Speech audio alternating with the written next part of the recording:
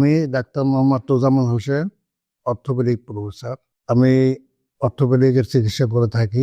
সাধারণত আমার কাছে লো ব্যাক পেইন, তারপরে জয়েন্ট পেইন, আর্থ্রাইটিস, বিশেষ করে নি পেইন, এইসব রোগী বেশি আসে এবং এইসব রোগী সাধারণত বয়স্কদের বেশি হয়।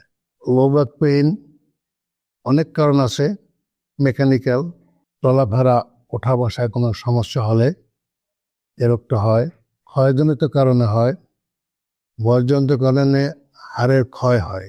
ক্ষয় হলে তখন তার কোমরে ব্যথা হয়, মানে মাজায় ব্যথা হয়।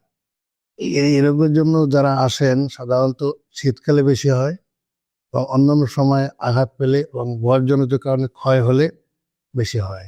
Prevention is better than cure. কিন্তু ক্ষয়জনিত ক্ষয় রোগের জন্য বর্তমানে বাজারে ভালো ভালো ওষুধ পাওয়া যায়, ওগুলো খেলে এটা নিরাময় হয়, প্রিভেনশন হয় এবং ক্ষয়টাকে রোধ করে।